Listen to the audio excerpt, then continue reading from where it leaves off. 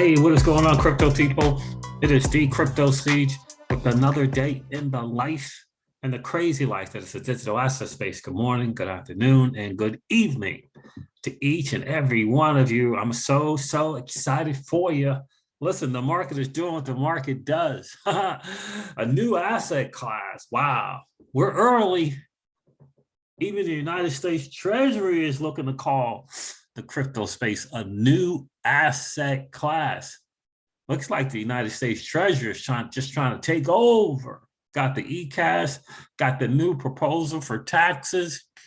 Looks like the Treasury is about to take over.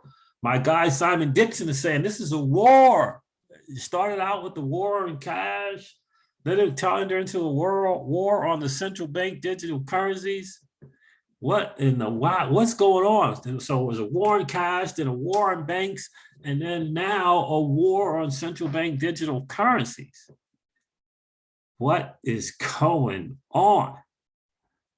Interesting stuff. Very interesting stuff. So I'm going to share a little bit of Simon today with you guys as well. Real sharp guy, former investment banker, former big time trader. Really like the things that he's doing. He's hooked up and partnered with Alex Mashinsky at Celsius on a number of occasions. So I like that because I think that's smart because real just recognizes real. He has some very interesting stuff to talk about on the topics of the war on cash, the war on banks, and the war on central banks, that it looks as though the United States Treasury is taking on or starting. That's what it's looking like. Very interesting stuff. So I'll share a little bit of that with you guys as well. Market is doing what the market does. That's crazy cool. Man, what's going on with DeFi Kingdoms, man? I need to check into that. Get me some of that Jewel tokens so I can get me some of that crystal token. I may look into that later on today and share that with you guys. So many exciting things going on. We're going to get into just a bit of it today. Man, we're just so blessed to be early. Guys, listen, this is your XRP Ripple daily news in around 0 to 10 minutes. So let's do it. Looking, guys, the market again doing what the market does. The total cryptocurrency market cap is down 2.1% at $2.19 trillion. The Bitcoin dominance is under 40% at 39.8%. Bitcoin's at $45,000, still up 7% on the 7-day. Ethereum's at $3,280, still up 8% on the 7-day. Solana is up 30% on the 7-day at $124. I'm certain that it has a lot to do when we learned a couple of days ago that OpenSea has now begun to list Solana NFTs. I got a few of those. Got them listed on OpenSea now. That's very cool. I have to mint some or put some up for sale, whatever it's called, to get that going. So what we got? Avalanche up double figures on the 7-day. That's cool. It's still up 11% at $95.73. That's one double figure green. Solana is another double figure green on the 7-day at 30%, and $124 is the price. Not many 7-day double figures left. Tron, interestingly enough, 15% at 7 cents. Tron is trying to get their token to be listed as legal tender, or the legal tender of a country. And I think it's Grenada. Very interesting to see that. Waves again. I'm telling you that USDN, that decentralized stablecoin, is making noise. Waves is up 78.3% on the 7-day at $56. Wow. VeChain still up double figures at 39% on a 7-day, trading at 7 cents. Filecoin at 25% on a 7-day, trading at $24. Elron, our baby, is at $189. It's not double figures though. That's Theta Network up 27%. I'm just going over the double figures 7 days. Phantom still up 12% on a 7-day at $1.48. Thorchain. Yeah, it keeps going up and up, man. I should have got this for like $9 or $10. Still have not participated in that ecosystem, man. Bummer. It's up 42% on the 7-day at $12.17. I got to get my crap together. Get your crap together, Siege. All right, what else we got? Aave up 33% on the 7-day at $209.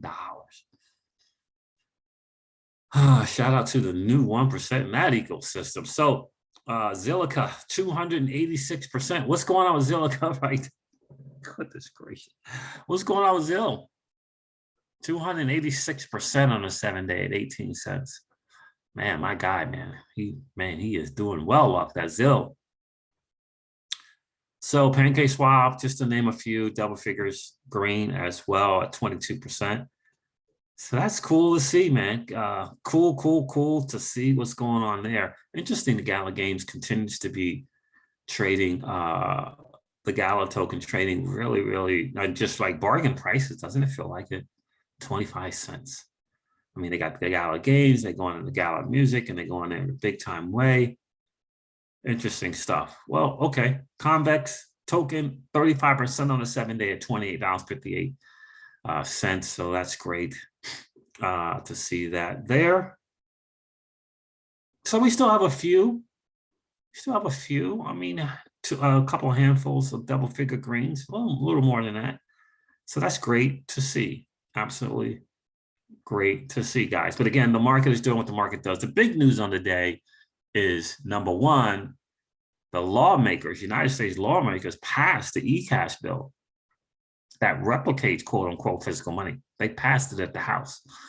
We'll see what takes place at the Senate. And the other thing that we're going to go over is Biden proposed budget proposals for new crypto tax reporting requirements. Very interesting, both involving the United States Treasury. Kind of looks like the writing's on the wall. It looks who's going to be like a big time player in this new industrial revolution. It's really looking like the U.S. Fed, Treasury rather. So U.S. lawmakers pass e-cash bill that replicates physical money, leaving aside the Fed, the central bank, which my guy Simon Dixon says that's the war on central bank and digital currencies, central bank digital currencies. The e-cash bill seeks to create a digital version of the US dollar that replicates physical cash and would be issued by the United States Treasury instead of the Fed. A group of US lawmakers introduced this Monday the e-cash Act, a bill directed to the United States Treasury Department to encourage the entity to develop a digital version of the dollar. Interesting. E-cash is not a central bank digital currency, but a complement to it, according to the author of this, who is Jose Alamas from Crypto Potato. So Democratic Representative Stephen Lynch is the principal sponsor of the e-cash Act, a legislative proposal passed to the House of Representatives. So I guess this is it actually here. I'll take this and do this. So we have our own version to go over later. The e-cash Act.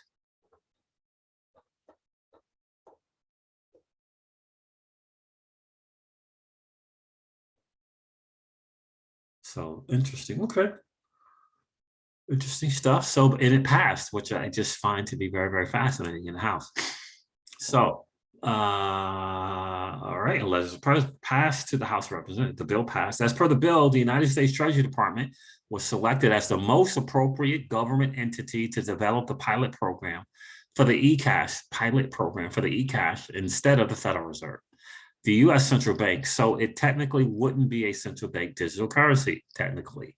E-cash is intended to complement and be developed in parallel to other forms of digital public finance, including CBDCs, Fed accounts, postal banking, and public banking. In essence, e-cash will be a bearer instrument that replicates the same functionalities of the physical dollar to the largest extent possible. According to Representative Stephen Lynch, the main idea of the e-cash system is to promote greater financial inclusion. Yeah, right. For low-income U.S. citizens who can't afford the minimum threshold to fund a bank account. U.S. citizens who can't afford the minimum payment to fund a bank account? U.S. citizens. Okay, so besides maximizing consumer protection and data privacy, yeah, I'm not buying that one. eCash would not deploy DLT. I think that's very, very, very interesting. They're going to put together their own hardware or software if you will. eCash wouldn't employ DLT. The proposal suggests settling a new way of transacting with digital dollars that would differ from CBDCs, which are based on digital ledger tools that record the transaction data from the sender and the receiver. eCash wouldn't be built using distributed ledger technology such as blockchain. Instead, the digital dollar would operate under new hardware issued and managed by the US Treasury. I'm not sure if that's going to work. The bill calls for the entity to design and experiment with eCash devices. A little on the China front right there. I don't like, they can take the form of a secure chip on their cell phones or a new payment card that would allow users to send eCash balances offline and anonymously. Under this system, reads the bill, funds can be verified via a dedicated or trusted computing environment locked on the device itself. Being a bearer instrument means that in contrast to account-based systems, so being a bearer instrument means that it is in contrast to account-based systems. So if someone loses the device in which their eCash balance is held, they lose their funds as well. Same as losing a wallet with money in it. An eCash transaction works by transferring an eCash balance, which is a unique digital representation of value, issued and verified by the government, which is what we have now, from one secure hardware device. That's what we don't have, but in a way we do, because we have a cell phone.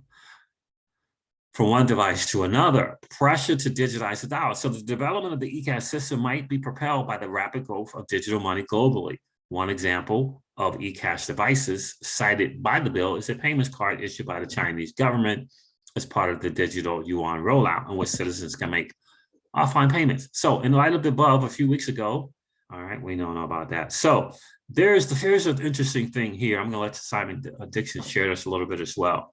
Again, the whole idea is just kind of it's still currency wars. War on cash, banks got started. War on banks, right? The war on cash, the war on banks, and now it's the war on CBDCs. So very, very, very interesting here that this little battle, and it's kind of a US deal. It's the US currency wars, if you will. Take a listen to this a little bit.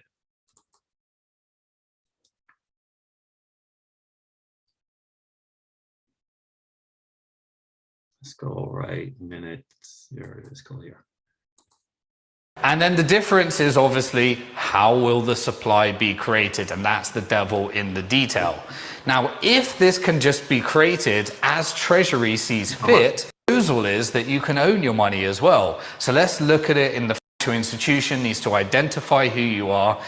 They need to understand the source of where your funds are. At the part of what is announced, eCash is a proposal where Treasury create the digital currency. And so it is, the proposal is actually a very interesting one because it wants to replicate the properties of cash, i.e. that it is anonymous, but the on-ramps and off-ramps are controlled, just like it is with cryptocurrency at the moment. You can transfer a cryptocurrency anonymously, but when you want to purchase it with your fiat money, you go through all the laws and regulations around anti-money laundering, in which case the financial institution needs to identify who you are. They need to understand the source of where your funds came from. They need to understand the source of how you obtained your wealth, and they need to implement a transaction monitoring scheme in order to ensure that the financial system knows what that money is being used for. And it creates lots and lots of financial exclusion as a result of that system. However, eCash is designed to be anonymous transfer, much like cash. My guess is, and the proposal is, that you can own your money as well. So let's look at it in the framework of how I analyze Bitcoin and other forms of money. Can you own it? Well, they're stating that you can do peer-to-peer electronic transfers. You'll be able to own it in a wallet, just like you're able to own Bitcoin. And if somebody steals your wallet, just like cash, they're able to steal your eCash balance. Secondly, they're allowing for peer-to-peer transactions, but obviously on the on-ramps and the off-ramps, they'll have control, they have serial codes, and so there will be mechanisms for controlling the way in which it's spent, but the proposal is to not have such mechanisms to have a peer-to-peer currency. And then the difference is obviously how will the supply be created, and that's the devil in the detail. Now, if this can just be created as Treasury sees fit, then we have a war on central banks. And so at the current system, you have a war on cash, which is the Ponzi scheme called bank created money. You have a war on banks, which is central bank digital currencies. And then you can have a war on central bank digital currencies, which is Treasury created digital currency. This is modern monetary theory, where money can be created in order to achieve fiscal goals. If you're not familiar, they have, or they try to achieve, some degree of independence between fiscal goals, which is how governments decide to spend money to meet government goals, and monetary goals, which is how you control the money supply, which is meant to be done by the central bank. Those two are meant to be independent so that corrupt officials can't say, create more money in order to fund this. Yeah, that's the thing. So it's a very, very interesting thing with this eCash, and it is essentially what is the monetary policy, what comes with it. So the central bank digital currency, what monetary policy is going to come with that? And this eCash, what monetary policy is going to come with that? And the challenge has always been that they messed up and they put them both together and charged the Fed with, actually essentially creating the monetary policy and dealing with the fiscal policy. And that has become a disaster. And he talked earlier in this video as well. I highly encourage you guys to check this video out, that the whole M system is just a complete debacle and that no one understands, including the people trying to implement it.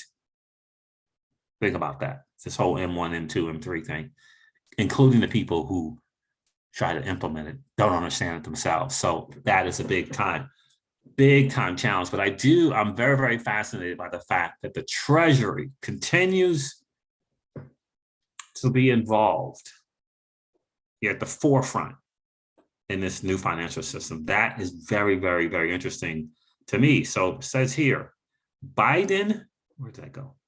Biden's budget proposes new crypto tax reporting requirements. Someone from Chain Analysis actually had something to say about this, which I thought was very, very interesting. Biden's budget proposes 4 new crypto tax reporting requirements, expand tax treatment for securities. What happened to that? Which I think is interesting. Maybe I think that's very, very interesting to trying to do that. I think it's very interesting that they want to put it as a new asset class as well. I find that to be massively interesting. So let's go through this a bit. Treasury Secretary Janet Yellen and her delegates would have the authority to determine which digital assets. That's not, we don't want to start there. So tucked inside President Biden's proposed budget are 4 new tax reporting requirements on crypto. The United States Treasury is proposing to expand tax treatment for securities lending involving crypto. Securities lending involving crypto. The U.S. Treasury is proposing to expand tax treatment for securities lending involving crypto, require more tax reporting on foreign owners and crypto transactions, expand reporting tax requirements for foreign crypto accounts in excess of 50,000, and allow actively traded digital assets to be marked to market, where the price reflects its current market value at the end of the trading day. Wow. So obviously I'm not a big fan of taxes, but this really speaks to me that they are really looking at this as a legit, they're saying this crypto is here to stay. This is a legit space, And here's a very, very interesting thing. Treasury would not classify crypto as a security or a commodity, but rather it would be treated as its own asset class. We talked about that on this channel from day one for years, right? A new asset class, right? This fourth industrial revolution and a new asset class that is a digital asset space. And that's what this is saying. The Treasury is looking at it as such as well. A digital asset would not be treated as secure or commodity for the purposes of the mark-to-market rules, and would therefore be eligible for mark-to-market treatment only under the rules applicable to the new third category of assets. The new third category of assets, according to the Treasury. Treasury Secretary Janet Yellen and her delegates would have authority to determine which digital assets are treated as actively traded according to the Treasury, including whether the asset is regularly, right, on the normal, regularly bought and sold for US dollars or other fiat currencies. The volume of trading of the asset on exchanges that have reliable valuations and the availability of reliable price quotes. Wow, that's heavy right there. The Treasury would be determining that. Regularly bought and sold for US dollars, which crypto would be regularly bought and sold for dollars. Stables. The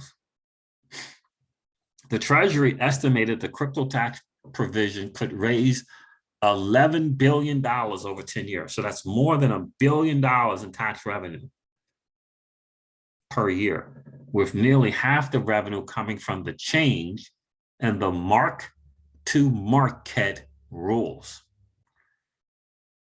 This is a quote here. This is an acknowledgement that this is a serious asset class, said Roger Brown, global head of tax strategy for Chainalysis and a former special counsel for the IRS, specializing in international tax and financial products. Mr. Roger Brown goes on to say, it's an acknowledgement that they're a mature asset class that should be treated on par from a tax perspective with traditional financial assets like stocks and bonds. I think it will accelerate adoption of digital assets, Web3 assets as a sensible business model and an asset class. Brown said the administration was smart to steer clear of defining crypto as a commodity or security. Right now, traders have been creating crypto as commodities for tax purposes, since the Commodities and Futures and Trading Commission has recognized Bitcoin as a commodity. However, the IRS has remained silent on whether crypto should be treated like a commodity for tax purposes. Mark-to-market makes things easier for traders, Brown said. Traders are in and out of their digital wallets and exchanges all over the world. Tracking that activity and original cost basis can be cumbersome. In general, these are institutions or individuals that are active traders that just want to get it right and don't want a data headache trying to figure out how do I track basis through all these trading venues, Brown said. Interesting. The new proposal also allows the US and foreign countries to share information about crypto trades made on domestic exchanges and share that information with each other for tax purposes, as is done already with the international trading of traditional assets like stocks. So this is big. So this is hugely big. Although other people who look at the blockchain might not know that I'm trading, the governments will get trading activity because they're going to see my wallet addresses, Brown said. When I withdraw from the wallet from an exchange to stick into a wallet that's going to be reportable with my tax ID number. If I do that in the US, it'll be reportable. If I do it overseas, it'll be reportable. So tax authorities will be able to audit anybody who trades crypto. And that's just it's massive in so many ways. This whole in this mark to market concept, like they do with stocks and other things like that, it's massive because, like Brown is saying, like Roger Brown is saying, that it's treating it like an asset class, a legitimate here to stay, going forward, new asset class. That is absolutely massive, absolutely massive. And again, then you have this legitimacy behind you being able to offset the taxes as opposed to appearing to not want to pay the taxes. So you see what I'm saying? And that is a big deal, right? And so if they go this route and this, this does get approved, this makes it very easy. Number one, to do your taxes. And as a small business owner, right, if you got yourself a cash flow business, you're now in a position to offset, right? You can itemize, you can take your write-offs and stuff, and not have to worry about this being looked upon by the IRS as trying to avoid paying taxes. And like Roger Brown is saying here, it makes it easier for traders. That's you and I, the average retail investor. It makes it easier for us to just do our thing, because the vast majority of us are not trying to illegally avoid taxes. We may try to defer taxes. We may write taxes, write it off, but we're in a position to write it off normally because of again, if you're a business owner, if you got an LLC, whatever that is, if you're able to do it legitimately and not, again, come across as trying to avoid taxes or not pay taxes, this is absolutely massive. Absolutely massive. I like it. Oh, man, I really like it. I like it. So it says if I do it overseas, it'll be taxable. If I do it overseas, it'll be reportable. So tax authorities will be able to audit anybody who trades crypto. The new measures also crack down on tax evasion. Well, look at there. That's just saying. Through sharing information with foreign countries and vice versa, as well as through investors who report real-time asset values and mark to market. Love it.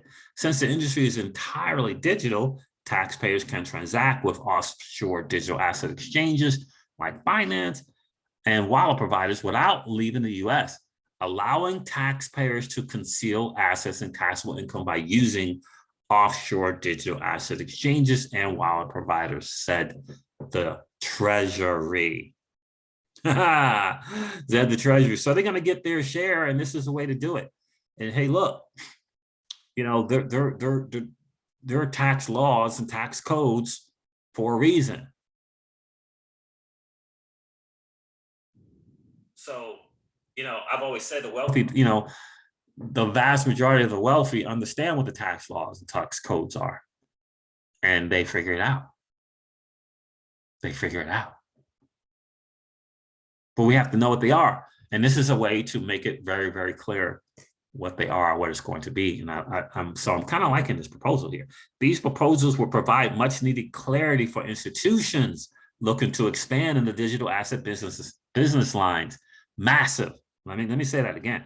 These proposals would provide much needed clarity for institutions looking to expand into the digital asset business lines, said Jameson Sites, financial service senior analyst with whatever that is over there. Over the past few years, several traditional financial institutions have unsuccessfully, think about this, pursued IRS guidance around the securities lending rules as they apply to digital assets. Unsuccessfully pursued guidance. They can't get any guidance. And this would provide it. And I love it. Sites said, including crypto with security lending rules, Seiss said, including crypto with securities lending rules will help investors access more traditional banking services and help grow digital assets as more capital is allowed to flow in. While budgets never get enacted into law, the tax provisions for crypto could be included in other legislation, especially if Democrats advance a narrower version of Build Back Better, the president's soft infrastructure package, according to Jared Seaberg, an analyst with Cohen Securities. None of these strike us as especially radical as they seek to treat crypto similar to other instruments, and that is massively important. It is why we believe these provisions could fall into the category of proposals that could get enacted, even though the overall budget will not pass. Nice. These tax reporting requirement proposals come after the infrastructure bill passed last year, which includes a provision to collect taxes on crypto gains by requiring cryptocurrency brokers to report transactions to the IRS in the same way that traditional stockbrokers like Charles Schwab and Fidelity do. That provision is estimated to raise $28 billion over 10 years to help pay for spending infrastructure. So I do like this. This is a very, very interesting read for sure. I really do kind of like that this guy here, down here, experts break down the crypto bottom right. This is the, what is he? He's the is he the IRA guy? I think he's the IRA guy. I can't remember his name right now, but I think that is him. I forget his name. I think he's the IRA guy. Yeah, I forget his name. But in any case, yeah, like it. Absolutely like it. You know, the whole new asset class, again, the Treasury all over this. All over this. Let me see. Let me take, I don't know if I can play that. In some cases, is that also something you have to report, or you only have to report it if you liquidate those free tokens or crypto? So this is part of the bad news, Brian. These are new. These airdrops and forks, this is new to this new technology. We've never had anything like this before. And as Rick Edelman, right? And so for him, right, his whole thing, Rick Edelman, I think that is the IRA guy. His whole thing was they wanted to be able to, you know, obviously introduce this to their customers, but he felt as though they couldn't do it because there was too much lack of clarity. Let me go to when he first starts talking. Again, this is a traditional financial products guy, kind of known in that space. But let me see if I can get to the beginning where he starts talking. There it is right there. Well, I'm not so sure there's going to be a huge amount of revenue generated for the IRS and taxes. And here's why. Half of all Americans who own Bitcoin bought it in 2021, and they've lost money. Because remember, last year, Bitcoin hit a high of $60,000 and it then crashed 50%. Most Americans who bought Bitcoin bought it near the high, which means they've lost money. So if anything, they're going to be claiming a capital loss on their taxes, entitling them to a $3,000 tax deduction. Those who are more serious about this, more knowledge, more experienced, understand that Bitcoin and other digital assets are a long-term investment. They either haven't sold, therefore there's no tax liability to report, or they are long-term investors, and as a result of that, they aren't paying or declaring their capital gains yet.